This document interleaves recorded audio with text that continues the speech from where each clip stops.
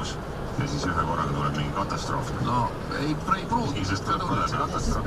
Ja siis on jälle ilus. Ei, ma pean silmas pigem ikkagi siuksi, mitte mingid päris lõunamaisid riike, vaid isegi siin Lõuna-Euroopa poolsemad kohad.